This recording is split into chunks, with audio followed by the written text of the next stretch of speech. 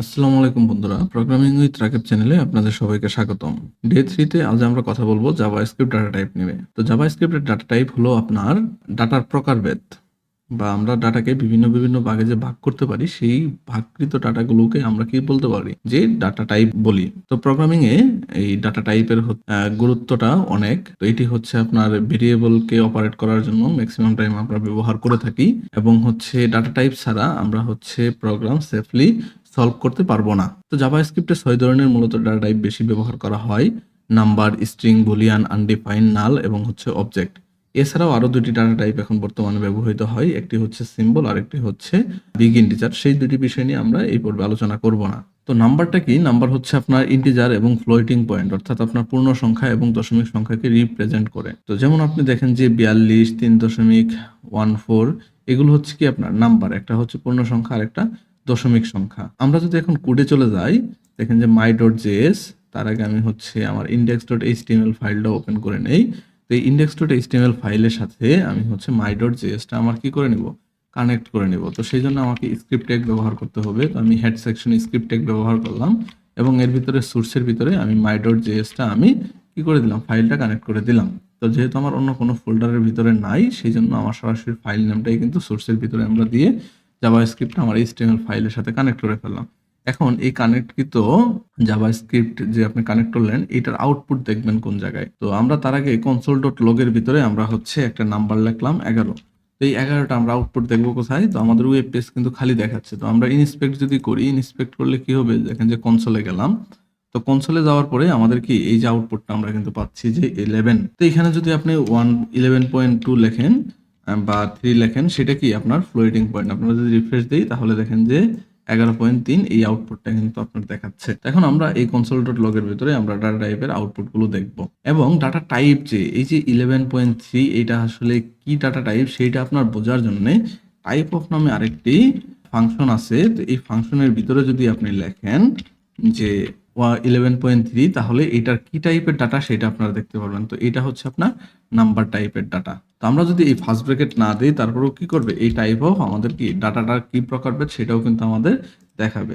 দেখেন নাম্বার, কোনো পরিবর্তন কিন্তু আমরা দেখছি না। তো এখন আসেন যে স্ট্রিং কি। স্ট্রিং হচ্ছে আপনার সিকোয়েন্স অফ ক্যারেক্টার, অর্থাৎ আপনার ক্যারেক্টারগুলোর সমষ্টি। তো এটি আপনাকে আপনার টেক্সটকে রিপ্রেজেন্ট করে, যেটি হচ্ছে আমরা সিঙ্গেল কোটেশন, ডাবল কোটেশন এবং ব্যাকটিক্স এর ভিতরে লিখে থাকি। তো ব্যাকটিক্স এর ভিতরে যেটা লিখে থাকি এটাকে বলা হয় হচ্ছে টেমপ্লেট স্ট্রিং। এই স্ট্রিং আবার কি করে আপনার হচ্ছে লেটার, নাম্বার, স্পেশাল ক্যারেক্টার, আপনার যাবতীয় যা কিছু আছে সবকিছু এই স্ট্রিং এর ভিতরে আপনি ইনক্লুড করতে পারবেন। এখন দেখেন যে আমরা my.js এইটার ভিতরে আমি যদি এই যে 11.3 এইটার আগে যদি একটা সিঙ্গেল কোটেশন বসাই দেই এবং শেষে যদি সিঙ্গেল কোটেশন দেই, তাহলে আমার এটা কি টাইপের ডাটা সেটা কিন্তু দেখাবে। দেখেন এখন কিন্তু এটা স্ট্রিং টাইপের ডাটা। তো আমি যদি কোটেশনের ভিতরে লিখি, তাহলে সেটা আমার হচ্ছে কি স্ট্রিং টাইপের ডাটা। তো আমি এখানে যদি ব্যাকটিক্স ব্যবহার করি, তাহলে কি আমার এই সেম আউটপুটটা পাবো যে এটি আমার স্ট্রিং টাইপের ডাটা। কিন্তু আমি যদি এইটাকে যদি console.log করি, দেখেন যে আমি লিখলাম 11 এবং আবার আমি console.log করলাম 11। তো একটা নাম্বার আমরা প্রিন্ট করতেছি আর একটা কি স্ট্রিং প্রিন্ট করতেছি। যখন আমরা নাম্বার আর স্ট্রিং প্রিন্ট করব, আমরা যখন কনসোল আউটপুট দেখব, তখন কিন্তু দেখেন যেটা আপনার নাম্বার সেটা কিন্তু আপনার কি সবুজ কালিতে কিন্তু আপনার দেখাচ্ছে, আর যেটা হচ্ছে স্ট্রিং সেটা কি আপনার সাদাতে কিন্তু দেখাচ্ছে। তো এইভাবে হচ্ছে আপনি কি করতে পারবেন, স্ট্রিং এবং নাম্বারটা দেখেই ইজিলি console.log এর ভিতরেও আপনারা বুঝতে পারবেন যে এটা কি টাইপের ডাটা। এখন আপনি যদি চান যে এই সিঙ্গেল কোটেশনের ভিতরে ডাবল কোটেশনের ভিতরে সিঙ্গেল কোটেশন ব্যবহার করবেন কিভাবে, জাস্ট আপনি সিঙ্গেল কোটেশনটা দিয়ে দিবেন। এখন ডাবল কোটেশনের ভিতরে যদি আপনি ডাবল কোটেশন দিয়ে ব্যবহার করেন, তাহলে কিন্তু এরর দিবে। কারণ কি? কারণ হচ্ছে এই ডাবল কোটেশনের ভিতরে যখন আপনি এই আরেকটা ডাবল কোটেশন ব্যবহার করলেন, তখন কিন্তু এইখানেই সে শেষ করতেছে। দ্বিতীয় যে ওয়ানটা আছে, এই ওয়ানের আগে পরে কিন্তু কোনো ডাবল কোটেশন নাই, সে কিন্তু একা পড়ে গেছে। যখনই সে একা পড়ে যাবে, তখনই কিন্তু এরর দিবে। তো আমরা যদি কোটেশন এর ভিতরে যদি ডাবল কোটেশন বসাইতে চাই, সেই ক্ষেত্রে আমরা সিঙ্গেল কোটেশনের ভিতরে তারপরে হচ্ছে আমরা ডাবল কোটেশনটা দিব। তো আমরা ওয়ান ডাবল কোটেশন ওয়ান যদি লিখি, দেখেন আমরা কিন্তু আউটপুট পাবো ওয়ান ডাবল কোটেশন ওয়ান। তো আপনার যদি প্রয়োজন হয় যে না, আপনার সিঙ্গেল কোটেশনের প্রয়োজন, ডাবল কোটেশনের প্রয়োজন স্ট্রিং এর ভিতরে, তো আপনি সেই ক্ষেত্রে কি করবেন, আপনি হচ্ছে ব্যাকটিক্সটা ব্যবহার করবেন। তো এই ব্যাকটিক্সের ব্যবহার করে আপনি হচ্ছে এর ভিতরে সিঙ্গেল কোটেশন, ডাবল কোটেশন যাই খুশি তাই লিখতে পারবেন। এটা হচ্ছে আপনার সেফ একটা পজিশন। তো আমি আপনাকে ইটস লিখলাম, তো আমি কমা দিয়ে আবার লিখলাম যে ডাবল কোটেশন দিয়ে ইটস। তাহলে আমি কিন্তু দুইটাই ব্যবহার করলাম, সিঙ্গেল কোটেশন এবং ডাবল কোটেশন। দেখেন আমার কিন্তু সিঙ্গেল কোটেশন ডাবল কোটেশন দুইটাই কিন্তু আসতেছে, কোনো প্রকার এরর দিতেছে না। তো এইভাবে হচ্ছে আপনি সিঙ্গেল কোটেশন ডাবল কোটেশন বা গুলো ব্যবহার করতে পারবেন একে অপরের ভিতরে। আর বুলিয়ানটা হচ্ছে আপনার রিপ্রেজেন্ট করে হচ্ছে লজিক্যাল ভ্যালু, যেটা হচ্ছে ট্রু এবং ফলস। এটা হচ্ছে ম্যাক্সিমাম টাইম আপনার ব্যবহার করা হয় হচ্ছে মেক এ ডিসিশন, অর্থাৎ ডিসিশন তৈরি করার জন্য। তো ইজ স্টুডেন্ট আমরা হচ্ছে একটা ভেরিয়েবল নিছি, সেটার পজিশন আমরা বলে দিচ্ছি ভ্যালু বলে দিছি ট্রু, আবার ইজ লগইন এটার আমরা ভ্যালু বলে দিছি ফলস। অর্থাৎ এটি দ্বারা আমরা বুঝতেছি যে আমাদের সে স্টুডেন্ট কিনা এবং হচ্ছে লগ ইন অবস্থায় আছে কিনা। তো এটা হচ্ছে সত্য এবং মিথ্যা বা হ্যাঁ অথবা না এই ডিসিশনের উপরে আপনার কাজ করবে। তো আমরা সেম একইভাবে যদি আমরা এখানে যদি টাইপ অফ ট্রু যদি লিখি, তাহলে দেখেন যে এটা আপনার কি দেখাচ্ছে যে এটা কিন্তু বুলিয়ান ডাটা টাইপ। তো আরেকটা ডাটা টাইপ হচ্ছে আনডিফাইন্ড। এই ভেরিয়েবলটা হচ্ছে আপনার ভেরিয়েবল যখন আপনি ডিক্লেয়ার করেন, তখন আপনি যখন না কোনো ডাটা যখন অ্যাসাইন না করেন, তখন আপনার এটা হচ্ছে আনডিফাইন্ড রিটার্ন করে তখন সেই ডাটা টাইপটা। তো ইটস মিন হচ্ছে no value has been assigned. তো আমরা যদি একটা ভেরিয়েবল ডিক্লেয়ার করলাম যে এক্স এর আমি কোনো মান আমি অ্যাসাইন করলাম না, তো এখন আমি যদি এই এক্সটাকে যদি আমি কি করি কনসোল ডট লগ করি, তাহলে দেখবেন যে আমরা আনডিফাইন্ড কিন্তু পাইতেছি। তো আমরা এটাকে যদি টাইপ অফ করি এক্স, তাহলেও আমরা কি পাচ্ছি, এটার ভেরিয়েবলটা আমরা আনডিফাইন্ড কিন্তু পাচ্ছি। এবং যখন হচ্ছে আমরা এক্স এর ভিতরে কোনো মান যখন আমরা দিয়ে দিব যে হ্যালো ওয়ার্ল্ড, তাহলে এক্সটা এখন আমাদের কি স্ট্রিং, কিন্তু এখন কিন্তু আর সে আনডিফাইন্ড টাইপ না। তো আমরা এই স্ট্রিং এর ভিতরে আমরা কিন্তু স্পেসিফিক চাইলে আনডিফাইন্ড যে রিজার্ভ কিওয়ার্ড আছে, সেই রিজার্ভ কিওয়ার্ড দ্বারাও কি এক্স এর ভ্যালুটা আমরা আনডিফাইন্ড করে দিতে পারি। তো আপনি এইভাবে আনডিফাইন্ডটা করে দিতে পারবেন। আরেকটি ডাটা টাইপ হচ্ছে নাল ডাটা টাইপ, যেটি হচ্ছে আপনার ইন্টেনশনালি অ্যাবসেন্স, অর্থাৎ এটি আপনার নির্দেশ করে, অর্থাৎ আপনি ইচ্ছাকৃতভাবে কোনো একটা ভেরিয়েবলের ভ্যালুকে আপনি কি করবেন, নাল করে রাখবেন, একটা অবজেক্টকে করে রাখবেন নাল অবজেক্ট। তো এখন আপনারা হচ্ছে অবজেক্ট কি এই বিষয় নিয়ে পরে আমরা আলোচনা করব। আমরা যদি কোডে চলে যাই, কোডে যাওয়ার পরে আমরা হচ্ছে এটার ভিতরে যদি আমরা ইন্টেনশনালি বলে দিলাম যে নাল এই এক্স এর ভিতরে আসলে কোনো কিছু নাই। তো এখন আমরা টাইপ অফ এক্স যদি করি তাহলে অবজেক্ট, এবং টাইপ অফ এক্স যদি আমি কনসোল ডট লগ করি তাহলে কি পাবো, তাহলে আমি কিন্তু নাল পাচ্ছি। তো আপনি চাইলে যদি কোনো ভ্যালু যদি অ্যাবসেন্স হয়, যে এখানে কোনো ভ্যালু দরকার নাই আপনার আপাতত খালি, কিন্তু পরবর্তীতে যে কোনো সময় এখানে একটা ভ্যালু আপনার কি আসতে পারে। তো আমরা প্রথম অবস্থায় এক্স এর মান নাল দিছি, তো কোনো এক পর্যায়ে হচ্ছে আমরা একটা ইফ কন্ডিশন দিলাম। ইফ 4 যদি আপনার কি হয় 5-এর থেকে বড় হয়, তাহলে আমাদের হচ্ছে এক্স এর মান হবে কি যে 1। আর যদি অন্যথায় হয় তাহলে সেই ক্ষেত্রে আমরা কি করব, এক্স এর মান 0 করে দেব। অর্থাৎ এই যে আপনি পরবর্তীতে এক্স এর মান আপনি কি করে দিলেন, অ্যাসাইন করে দিলেন। অর্থাৎ প্রথম অবস্থায় নাল থাকবে, কিন্তু যে কোনো সময় এই ডাটাটা কি পরিবর্তন হতে পারে। আপনি যদি এই সিনট্যাক্সে যদি কাজ করতে চান, তাহলে আপনারা কি করবেন, এক্স এর ভ্যালু নাল করে আপনারা হচ্ছে পরবর্তীতে মানগুলো অ্যাসাইন করে দিতে পারবেন। এখন যদি আমরা আউটপুট দেখি, দেখেন আমরা এখানে কি পাবো, এটার মান পাবো হচ্ছে 0, কারণ কি 4 5-এর থেকে বড় না। এগুলো হচ্ছে কন্ডিশনাল স্টেটমেন্ট, এইগুলো বিষয় নিয়ে আমরা পরবর্তীতে আলোচনা করব। তো আরেকটা ডাটা টাইপ, এখন পর্যন্ত আমরা যে ডাটা টাইপ গুলো দেখলাম এগুলো সবগুলোই হচ্ছে আপনার প্রিমিটিভ ডাটা টাইপ, অর্থাৎ নাম্বার, স্ট্রিং, বুলিয়ান, আনডিফাইন্ড, নাল, এগুলো হচ্ছে আপনার প্রিমিটিভ ডাটা টাইপ অর্থাৎ মৌলিক ডাটা টাইপ।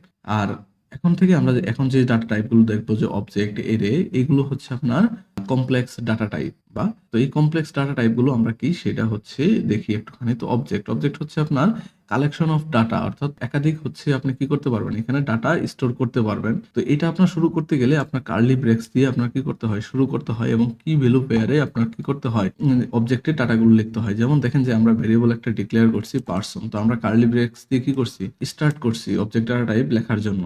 তো আমরা এর ভিতরে বলে দিছি নেম, যেটা হচ্ছে আমার কি, এবং একটা ক্লোন দিছি, ক্লোন দেওয়ার পরে এই নেমের যে ডাটা সেটা কিন্তু আমরা দিচ্ছি। তো এখানে দেখেন যে নেম যে কিটা, এটা কিন্তু এজ এ আমরা ভেরিয়েবল হিসেবে আগে লিখছি। তো অবজেক্টের ভিতরে আমরা এইভাবে কি হিসেবে লিখবো, এবং এর ভ্যালু হিসেবে কি থাকবে, ডাটা টাইপ থাকবে। এই ডাটা টাইপ কোনগুলো থাকবে, এই ডাটা টাইপগুলো আপনার প্রিমিটিভ ডাটা টাইপ থাকতে পারে, আবার নন প্রিমিটিভ বা কমপ্লেক্স ডাটা টাইপগুলো থাকতে পারে এখানে। অর্থাৎ একাধিক ডাটার সংমিশ্রণ এখানে থাকবে। কিন্তু আমরা যখন প্রিমিটিভ ডাটা নিয়ে কথাবার্তা বললাম, তো সেখানে যে প্রিমিটিভ ডাটা সেই টাইপের ডাটাই থাকবে, অন্য কোনো ডাটা সেখানে কিন্তু আসার সুযোগ নাই। কিন্তু কমপ্লেক্স ডাটা টাইপে আপনার প্রিমিটিভ এবং নন প্রিমিটিভ উভয় ধরনের ডাটা থাকতে পারে। তো আমরা কোনো ব্যক্তির একটা ইনফরমেশন যদি দিতে চাই, তাহলে সেই ব্যক্তির কি থাকে, যে নেম থাকে, তারপরে হচ্ছে আপনার ফাদার্স নেম, মাদার্স নেম, অনেক বিষয় কিন্তু থাকে। তো আমরা যদি এই বিষয়গুলো ভেরিয়েবল আকারে লিখি বা প্রিমিটিভ আকারে যদি লিখি, তাহলে দেখেন আমরা যদি পার্সন 1 যদি দেই এইভাবে, যে পার্সন 1, আমরা দিলাম যে নেম রাকিব, তাই না। তো আমরা পার্সন 1 আমরা এজ নিলাম যে 27, তো আমরা তারপরে নিলাম হচ্ছে পার্সন মোবাইল। তো একাধিক পার্সন তো থাকতে পারে, তাই না? তো এই পার্সন 1 মোবাইলের ভিতরে ধরেন আমার একটা হচ্ছে মোবাইল নাম্বার আছে। তো এইভাবে যদি আমি ইন্ডিকেট করে যদি লিখতে চাই, তাহলে আমার কি মানে অনেকগুলো ভেরিয়েবল হয়ে যাবে, অনেকগুলো লাইন হয়ে যাবে, যেগুলো আমরা পরবর্তীতে হ্যান্ডেল করা কিন্তু খুব কঠিন।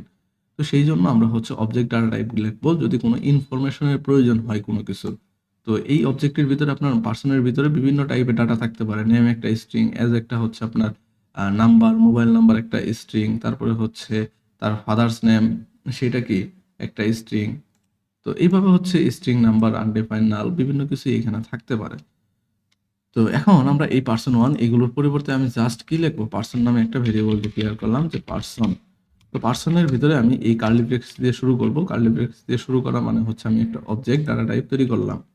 তো এর ভিতরে আমি একটা কিগুলো লিখবো, অর্থাৎ পার্সনের ইনফরমেশন গুলো লিখবো। তো ইনফরমেশনের যে নামগুলো, সেই নামগুলো হচ্ছে আমার কি প্রপার্টি। তো অবজেক্টের প্রপার্টিকে যাকে বলে বা কি বলে।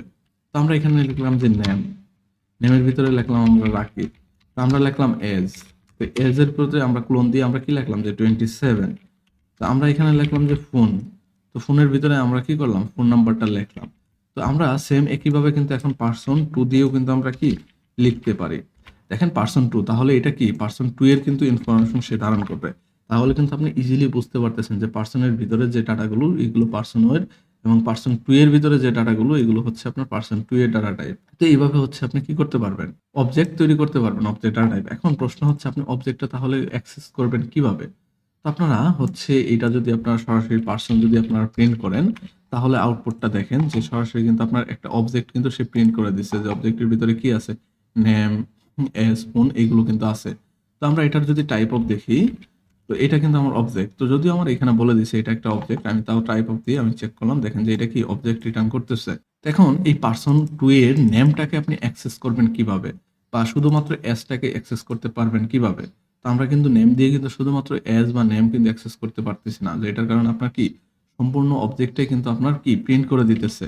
তো এই জন্য আপনি কি করবেন, সেটার জন্য আপনি করবেন যে পার্সন ডট নেম।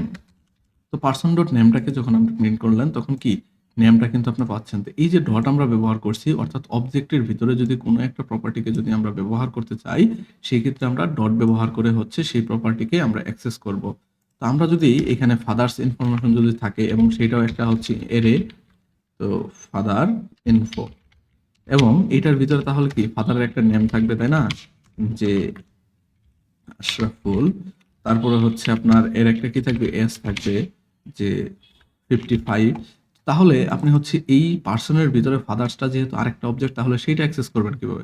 তাহলে আমি যদি এই পার্সন 2 এর ভিতরে যদি আমি ঢুকতে চাই, যে পার্সন 2 ডট ফাদার ইনফো, তাই না? তো আমি পার্সন 2 ডট কি ঢুকবো, যে আমি ফাদার ইনফো এইটাকে আমি অ্যাক্সেস করলাম। এখন ফাদার অবজেক্ট ইনফো যেহেতু একটা অবজেক্ট, তাহলে আমরা এই অবজেক্টের ভিতরে যদি আমরা যেতে চাই, ফাদার ইনফোর অবজেক্টের ভিতরে যদি যেতে চাই, সেই ক্ষেত্রে আপনি আবার ডট ব্যবহার করবেন, অর্থাৎ অবজেক্টের ভিতরে অবজেক্ট, অবজেক্টের ভিতরে অবজেক্ট, এই অ্যাক্সেস এইভাবে যদি আপনি চাইতে চান, তাহলে আপনি ডট ডট ডট ব্যবহার করে যাবেন। তো আমরা এখানে লিখলাম নেম, তাহলে দেখেন যে আশরাফুল। তো আমার কিন্তু এই লেখাটা কিন্তু আসছে।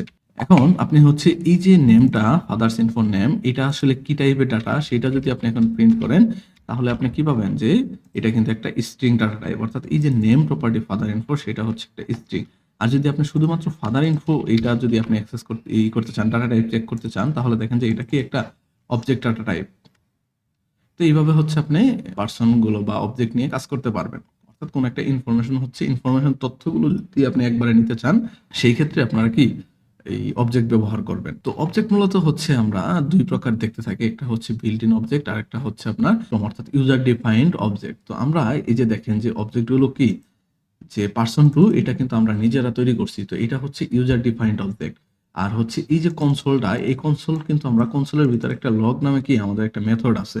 তো এই যে কনসোল, এই কনসোলের ভিতরে ডট দিয়ে যে আমরা অ্যাক্সেস করে মেথডটা অ্যাক্সেস করতেছি, তো এই কনসোলটা কিন্তু আমাদের বিল্ট ইন অবজেক্ট, অর্থাৎ এই অবজেক্টটা কিন্তু আমরা তৈরি করি নাই। অর্থাৎ আমরা হচ্ছে উইন্ডো, তারপরে কনসোল, তারপরে হচ্ছে আপনার ডকুমেন্ট, এইগুলো আপনার হচ্ছে কি বিল্ট ইন অবজেক্ট।